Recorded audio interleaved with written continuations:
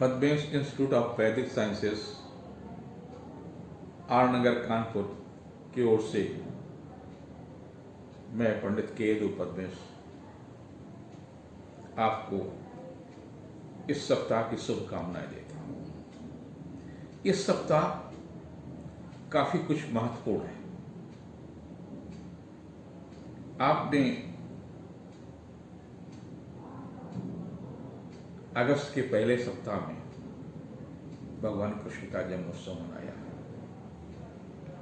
अगस्त के आखिरी सप्ताह में भगवती राधा का जन्मोत्सव है, राधा जी का जन्म हुआ और 26 तारीख को राधा जी का जन्म हुआ। जैसे ही सप्ताह प्रारंभ होगा 23 से ऋषि पंचमी है, तो 3 ऋण मनुष्य के पास है, देव ऋण, ऋषि ऋण और पितृ ऋण। पितृ ऋण के लिए सितंबर के महीने में पितृपक्ष प्रारंभ होंगे, तो पितृ ऋणों से मुक्त होने की बात। देव ऋणों की पूजा आप करते ही। ऋषि पंचमी में सप्त ऋषि, 7 ऋषियों का पूजन का विधान है और गुस्सा से आप पूजा करते हैं, उन पर ही उनको आमंत्रित करते हैं। पितरों को भी हम गुस्सा पे ही आमंत्रित करते हैं, देवताओं को भी करते हैं, ऋषियों को भी करते हैं। उनसे आप ऋण मुक्त होने का पर्व है। उसके बाद में संतान सप्तमी है, बड़ा अद्भुत त्योहार है। जिनके संतान नहीं है बहुत परेशान रहते हैं। 25 तारीख को संतान सप्तमी है। सब कुछ मेडिकली ठीक है, फिर भी संतान नहीं हो। संतान पंचमी का व्रत करना शुरू कर दीजिए और पहली संतान सप्तमी वाले दिन किसी से, जो संतान सप्तमी महिला रहती है, उससे प्रसाद जरूर ग्रहण कर लीजिए। इस मामले में मेरी पत्नी पुष्पा दुबे लगभग 50 वर्ष से संतान सप्तमी का व्रत करती हैं और मुझे लगता है 5-7 हजार लोगों को उन्होंने व्रत कराया और उन सबके संतान हुए। इसमें मुझसे ज्यादा योगदान मेरी पत्नी का है और वो परोपकार के लिए करती हैं कि कोई भी उनके पास उनसे मिलता है और उसके संतान नहीं है, जब मुझसे मिलने आया तो वो उसको बताती कि संतान सप्तमी का व्रत करो, ऐसे करो, ऐसे करो, तुम्हारे 1 वर्ष के अंदर संतान जरूर होगी। और उनके बताए से मुझे लगता कि एक बार भी निष्फल नहीं हुआ। अभी बहुत ही आश्चर्य हुआ कि एक की संतान थी और उसकी बच्ची का निधन हुआ। इन्होंने उसको प्रसाद दिया, बोले तुम्हारे बेटा होगा, 1 वर्ष के अंदर ही हो जाएगा। हम तो आशीर्वाद देते थे और इनके बताए हुए विधान से उसको बेटा हुआ। तो ये एक बड़ा अच्छा सा पर्व है। और 29 को ढोल 11 से ये भी पूरे देश भर में पर्व मनाया जाता है। मध्य प्रदेश में विशेष रूप से पर्व मनाया जाता है। ये पूरा का पूरा सप्ताह पर्व का है। आपके पर्व, ऋषि पंचमी का पर्व, संतान सप्तमी का पर्व, राधाष्टमी का पर्व, एकादशी का पर्व, ये सारे के सारे पर्व उत्साह देने वाले हैं। और जब कोरोना चल रहा हो तो वैसे ही आप टूट रहे हैं, वैसे मन में असंतोष आ रहा है, तो सबसे बचने के साथ साथ में आत्मबल बहुत आवश्यक है। आपका आत्मबल आपको बचाने में बहुत मदद करेगा। सावधानी रखिए, 2 गज दूरी रखने का जो नियम, उसको फॉलो करिए, भीड़ में मत जाइए, मास्क लगा करके रहिए, हर समय हाथ सफाई रखिए, पैरों की सफाई रखिए। एक संशोधन में और कर रहा हूँ, ये मैंने बहुत सारे लोगों को कराया कि दिन में कम से कम 5 या 6 बार कुल्ला जरूर करेंगे, पानी मुंह में भर लें और थोड़ी देर रखें उसको, तो उसके बाद करते हैं, कई बार करते रहिए। दूसरी, शाम को रात के समय आप 8 बजे के आसपास, 8-9 बजे के बीच में एक समय निर्धारित कर लें, अपने कमरे में कपूर जला लें और उसको नियम ही बना लें कि अगर आपका किसी देवी देवता में आस्था है तो उसके लिए जला लें, नहीं आस्था है तो अपने किसी पूर्वज के नाम से बना लें, अपने किसी ऋषि के नाम से बना लें, जो आपका गोत्र उसके नाम से बना लें और करें। उनका ध्यान करके वो भी आपको आत्मबल देने में सहायक होगा। करके देखिए, इसमें नुकसान कोई नहीं है, न कहना है, न कोई बहुत ज़्यादा व्यय है, कपूर तो बहुत सस्ता है, ये लाभदायी है। और वैसे जीवित देवताओं में से हनुमान जी हैं, हनुमान जी का 3 बार या 7 बार चालीसा पढ़ने तो बहुत ही अच्छा होगा। ये 23 से 29 तारीख का साप्ताहिक राशिफल है। सबसे पहले राशि आती है मेष। राशि पर ही मंगल है और मंगल छोटी छोटी बातों को उत्तेजित करता है। आपको अगर ब्लड प्रेशर है तो बहुत सावधानी रखने की आवश्यकता है, ये कहीं न कहीं नुकसान पहुंचा सकता है। स्वास्थ्य के प्रति विशेष रूप से सचेत रहने की आवश्यकता है इस सप्ताह। 23 और 24 तारीख दाम्पत्य जीवन के लिए बहुत अच्छी होगी। निजी संबंधों में प्रगाढ़ता आएगी, रिश्तों में जो थोड़ा सा टकराव ही हो जाता है इन 2 दिनों में अच्छा रहेगा।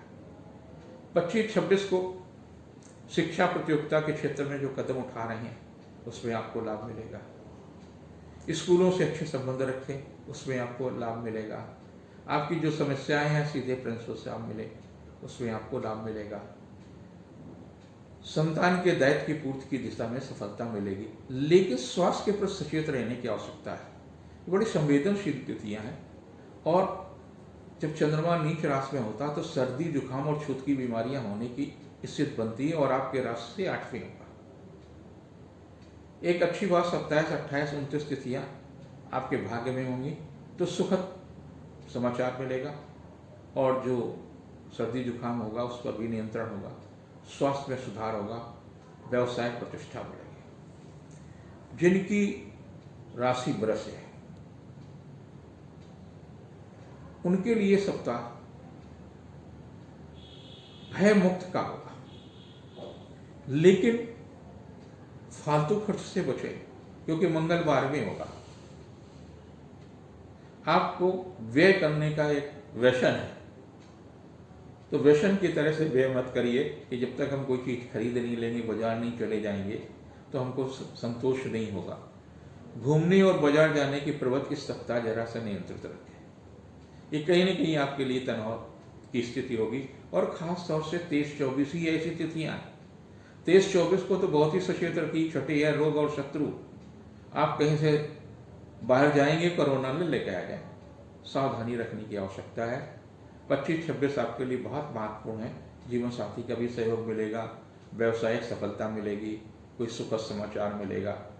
फिर 26 के बाद की जो स्थिति है 27, 28, 29 को, वो तीनों दिन आपके लिए स्वास्थ्य के लिए थोड़ा सा गड़बड़ होंगे, उनको सचेत रहने की आवश्यकता हो। कुछ ऐसा ना करें जिससे आपका स्वास्थ्य गड़बड़ हो जाए, आपको सावधानी रखने की आवश्यकता है। अधिक से अधिक समय घर पर व्यतीत करें, अकारण बाहर न जाएं और न ही तमाम सारी वस्तुओं को बाहर से खरीदें। जिनकी मिथुन राशि है वैसे ही आपकी राशि पर लघु कल्याणकारी रहिया चल रहा है। इस सप्ताह कुछ उतार चढ़ाव की स्थितियां रहेंगी, मन भी थोड़ा सा खिन्न हो सकता है, सावधानी रखने की आवश्यकता है। कुछ भी ऐसा न करें जो तनाव दे। खास तौर से 23-24 को कुछ पारिवारिक उलझनें मिल सकती हैं, घर के किसी बुजुर्ग के कारण से तनाव मिल सकता है, कोई अप्रिय समाचार मिल सकता है। 25-26 काफ़ी महत्वपूर्ण तिथि है।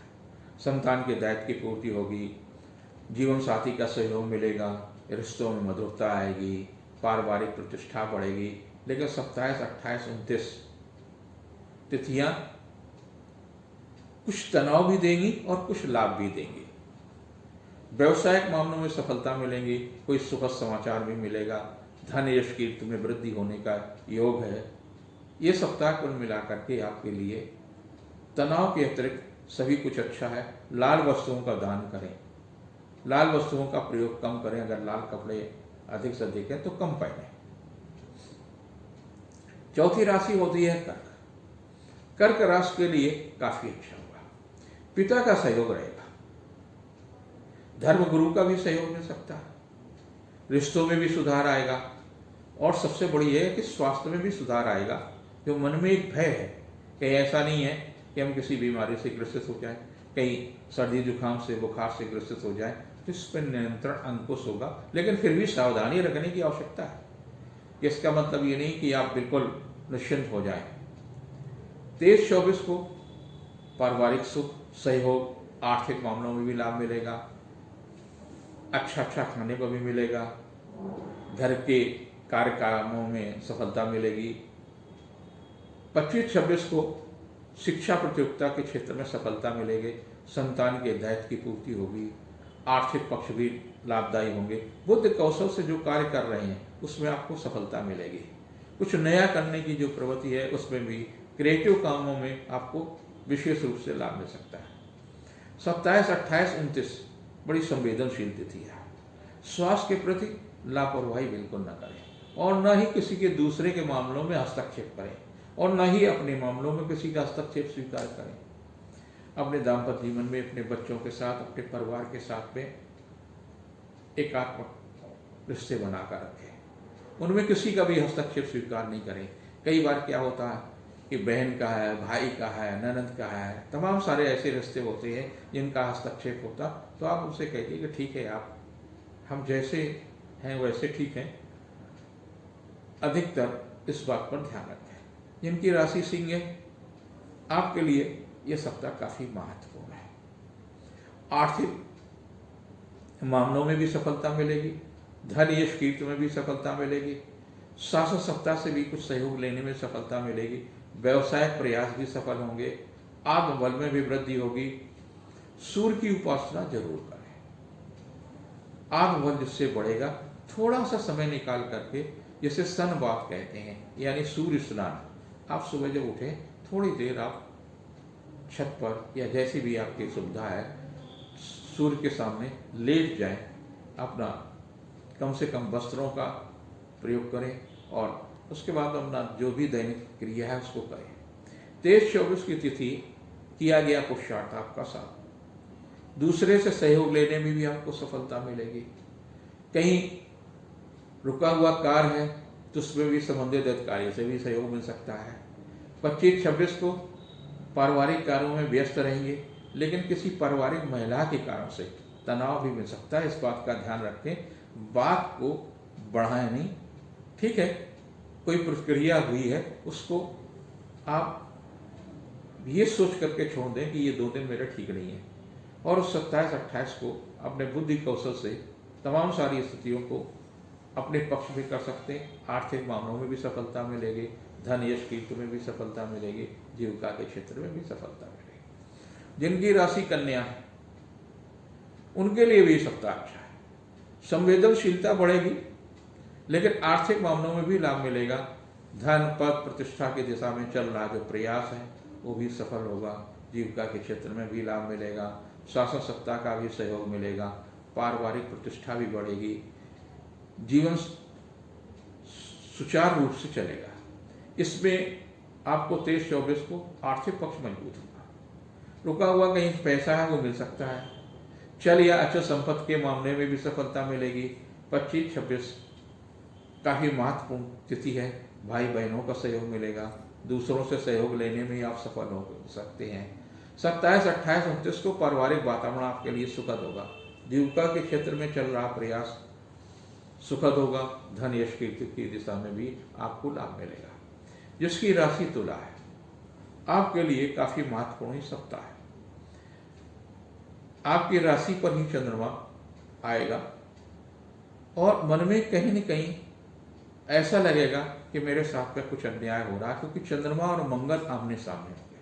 तो ऐसा लगेगा कि आपको दाम्पत्य जीवन में आपके साथ में न्याय नहीं हो रहा, जबकि हो न्याय रहा, लेकिन मन के किसी हिस्से में, किसी कोने में कोई न कोई चोर है। कहीं ऐसा लगेगा पत्नी या पति एक दूसरे के प्रति सोचेंगे कि हम कहीं न कहीं न्याय नहीं। और ये 23-24 को विशेष रूप से सचेत रहने की आवश्यकता है। 25-26 आपके लिए काफी महत्वपूर्ण तिथियां हैं। शिक्षा के भी क्षेत्र में सफलता मिलेगी, आर्थिक मामलों में भी सफलता मिलेगी, धन यश कीर्ति के मामले में भी सफलता मिलेगी। 27, 28, 29 को जो आपका पुरुषार्थ है वो बली होगा। दूसरे से सहयोग लेने में भी सफल होंगे। शासन सत्ता से भी आप कार्य कराने में सफल हो सकते हैं। चल अचल संपत्ति के मामले में भी सफलता मिलेगी। जिसकी राशि वृश्चिक है, उनके लिए इस सप्ताह श्वेत वस्त्रों का दान करने का है। तमाम जैसे चावल है, दूध की बनी हुई चीजें हैं, दूध की बनी हुई मिठाई है, ये भी आप दान कर सकते हैं। क्योंकि शुक्र की स्थिति बहुत अच्छी नहीं है, लेकिन अगले सप्ताह शुक्र की स्थिति अच्छी हो जाएगी। इस कारण से कहीं न कहीं दाम्पत्य जीवन में, कहीं न कहीं अन्य पारिवारिक मामलों में तनाव की स्थिति आ सकती है। थोड़ा सा सचेत रहने की आवश्यकता है। खास तौर से जब आपकी 23 और 24 है, ये मन को क्लेश दे सकता है। अकारण परेशान रहेंगे, किसी से व्यर्थ की उलझने रहेंगे। स्वास्थ्य के प्रति भी सचेत रहने की आवश्यकता है। 25-26 आपके लिए बहुत ही महत्वपूर्ण है। आर्थिक मामलों में भी लाभ मिलेगा, धन यश कीर्ति में भी सफलता मिलेगी, जीविका के क्षेत्र में भी प्रगति होगी। 27, 28, 29 को रुका हुआ पैसा मिल सकता है। नई नौकरी के लिए प्रयास कर रहे हैं तो उस दिशा में भी सफलता मिल सकती है। कुछ नया करने की इच्छा है तो उस दिशा में भी सफलता मिलेगी। जिनकी धनु राशि है, आपके शनि की आखिरी ढैया चल रही है। राशि पर आप देखिए केतु और गुरु, ये दोनों ही वक्री है। केतु तो हमेशा वक्री रहता है, लेकिन गुरु भी वक्री है और ये भी 13-14 सितंबर तक वक्री रहेगा। इस कारण से मन कहीं न कहीं खिन्न रहेगा, कहीं न कहीं सोच में परिवर्तन आएगा। तो थोड़ा सा सकारात्मक सोच के लिए आध्यात्मिक पक्ष को मजबूत करें। 23-24 काफी अच्छा, संतान का सहयोग मिलेगा, दूसरे से सहयोग लेने में सफलता मिलेगी। लेकिन 25-26 ठीक नहीं है। ये आपके राशि से 12वें होगा, कहीं न कहीं तनाव मिल सकता है, कहीं न कहीं परेशानियां मिल सकती है। कोई ऐसी बात हो सकती है जो आपके हित में ना हो, चाहे समाचार मिले और चाहे ऐसी कोई घटना हो। लेकिन 27, 28 को, 29 को आप अपनी स्थिति को संभाल लेंगे और चली आ रही परेशानियों से भी मुक्त होंगे। भावुकता पर नियंत्रण रखने की आवश्यकता है। सामाजिक सम्मान मिलेगा, आशातीत सफलता मिलेगी, प्रतिष्ठा में वृद्धि होगी। जिसकी मकर राशि है, आपकी राशि पर तो शनि ही चल रहा है। शनि के साथ में वक्री है, तो इस कारण से क्रोध बहुत बढ़ता है। आपको अपने प्रति भी न्याय नहीं करते, दूसरों के प्रति भी न्याय नहीं करते। तो सचेत रहने की आवश्यकता है, क्योंकि 29 सितंबर तक शनि वक्री रहेगा। तो 29 सितंबर तक आप संयम रखें, अपनी वाणी पर संयम रखें। ऐसा कोई आचरण न करें जो पारिवारिक रिश्ते खराब हों, अधिकारी से रिश्ते खराब हों। इस बात का जरूर ध्यान रखें। हो सके तो शुक्रवार की रात को एक कटोरी में सरसों का तेल ले लें, उसमें सोते समय अपना चेहरा देखें। जब सो को जगें तो फिर उसमें अपना चेहरा देख लें, यानी शनिवार के दिन, और उसे पीपल के वृक्ष पर चढ़ा दें। इसे छायादान कहते हैं। छायादान से शनि का जो ऋणात्मक प्रभाव है उससे आपको मुक्ति मिल सकती है। इस सप्ताह में आपको 23-24 को महिला अधिकारी से सहयोग मिल सकता है, आर्थिक पक्ष मजबूत होगा, व्यवसायिक सफलता मिलेगी। 25-26 को संतान के दायित्व की पूर्ति होगी, उपहार, सम्मान, प्रतिष्ठा में वृद्धि होगी। लेकिन 27, 28, 29 बहुत ही संवेदनशील तिथि है। स्वास्थ्य के प्रति भी सचेत रहने की आवश्यकता है। झगड़ा विवाद से भी बचें, फालतू खर्च से बचें, चोट चपेट से बचें, बीमारी से बचें। इसीलिए कहा छायादान अवश्य करें। कुंभ राशि के व्यक्तियों के लिए शनि का पहला ही ढैया है। अभी तो आपको काफ़ी लंबे समय तक शनि का, और शनि एक बहुत अच्छी सी बात करता है कि आप अपने प्रति न्याय करिए, अपने परिवार के साथ न्याय करिए, अपने भारत के प्रति न्याय करिए, तो आपके साथ शनि न्याय करेगा, कहीं से भी परेशानियां नहीं देगा। न्याय प्रिय है शनि, और न्याय नहीं करेंगे तो दंडित तो जरूर करेंगे। इस सप्ताह आप व्यस्त अधिक रहेंगे, कुछ पारिवारिक मामलों में व्यस्त रहेंगे, कुछ व्यवसायिक मामलों में व्यस्त रहेंगे। आर्थिक दबाव धीरे धीरे आपका कम होगा, आर्थिक स्थिति में भी धीरे धीरे सुधार होगा। 23-24 को कोई सुखद समाचार मिलेगा, आर्थिक पक्ष भी मजबूत होगा, धन यश कीर्ति में भी लाभ मिलेगा, व्यवसायिक सफलता मिलेगी। और 25-26 को महिला अधिकारी से या शासन सत्ता से भी सहयोग मिलेगा, आर्थिक पक्ष मजबूत होगा। 27, 28, 29 को संतान के दायित्व की पूर्ति होगी, व्यवसायिक सफलता मिलेगी, आर्थिक पक्ष मजबूत होगा। 12 राशियों में आखिरी राशि होती है मीन। मीन राशि के लिए सप्ताह काफी संवेदनशील है, व्यस्तता रहेगा। स्वास्थ्य के प्रति सचेत रहें, जीवन साथी के स्वास्थ्य के प्रति सचेत रहें, संतान के दायित्व की पूर्ति होगी, लेकिन आर्थिक स्थिति में सुधार जरूर होगा। फिजूल खर्ची से बचें, क्योंकि आपका स्वभाव फिजूल खर्ची में भी है। एक से अधिक सामान खरीदने की थोड़ा सा प्रवृत्ति बचाएं, क्योंकि जिन लोगों से आप सामान खरीदते हैं उनसे आप वायरस भी ले लेते हैं। वायरस से बचें। आप बहुत ही संवेदनशीलता है आपकी शरीर में, उससे इस बात का जरूर ध्यान रखें।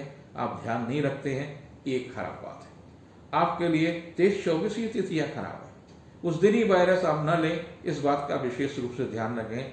जो आपके घर के बाहर सब्जी बेचने वाले आते हैं या दूसरे लोग आते हैं, उनसे आप 23-24 को तो जरूर बचें। किसी भी हालत में उनसे न मुलाकात करें, न घर से बाहर जाएं। बहुत ही आवश्यक हो तो आप गाड़ी पर बैठे या सावधानी बस रहें, क्योंकि ये दोनों तिथियां 25-26 आपके लिए अच्छी है। सुखद समाचार मिलेगा, संतान के दायित्व की पूर्ति होगी, आर्थिक पक्ष मजबूत होगा।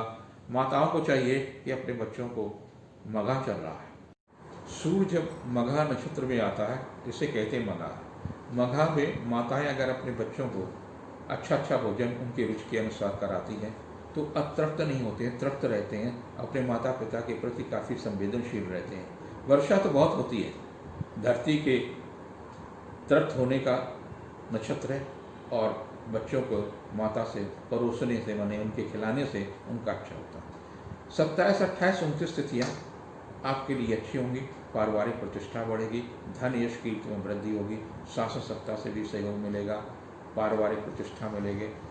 आप सबके लिए, जितने भी हमारे दर्शक हैं, सुन रहे हैं, समझ रहे हैं, उसके हिसाब से कार्य कर रहे हैं, उनके लिए हनुमान जी की सीधी कृपा हो, आप पर सीधी हनुमान जी की कृपा हो, आपकी संतान कल्याणकारी हो, ये मेरी कामना और आशीर्वाद है।